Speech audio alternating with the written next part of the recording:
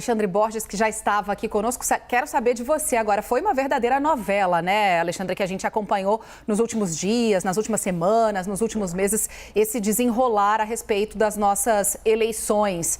Diga-se de passagem, urnas seguras, auditáveis, e sobre isso não há questionamento, mas uma insistência em algumas sugestões para melhorar o processo.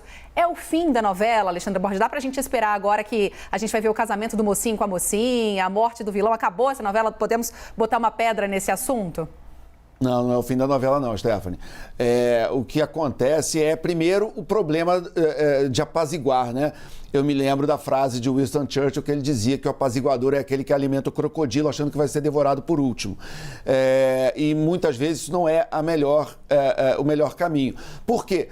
Porque não é uma situação normal onde instituições brasileiras são convidadas para checar o código-fonte, a integridade das urnas, como o TSE abre. Eu tive a sorte, a oportunidade, mês passado, de ir lá no TSE, passar um dia vendo, e muita gente da sociedade civil é convidada. O código-fonte está aberto há mais de um ano, enfim.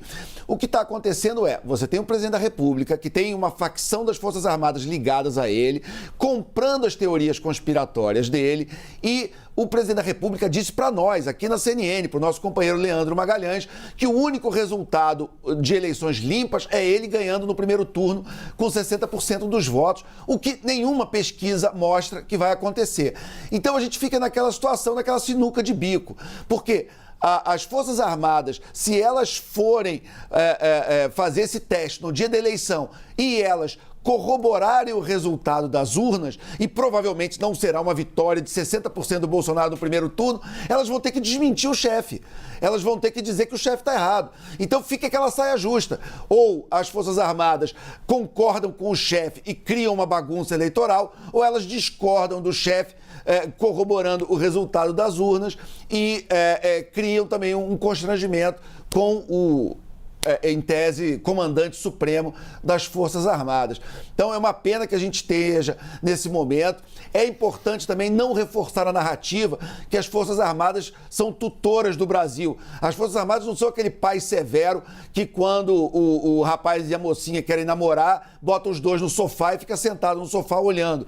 As Forças Armadas não têm esse papel constitucional em relação à população e ao Brasil. Eles têm uma função muito bem delimitada na Constituição e não está escrito lá supervisão do processo eleitoral.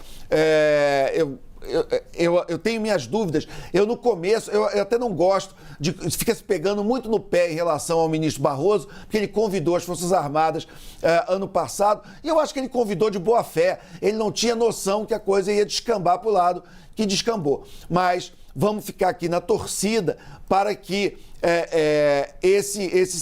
essa checagem, suposta checagem que vai ser feita, ela não crie mais confusão e não traga mais trevas em vez de mais luz. Por quê? Porque no momento em que um eleitor bota o dedo ali na biometria e faz um voto e depois puxa-se um relatório da urna para ver se bate, nós temos que, de alguma maneira, confiar na palavra daquele eleitor. Se for um eleitor engajado numa campanha, ele pode deliberadamente dizer que não bateu. E aí, como é que fica? A gente desmente o eleitor desmente o candidato dele?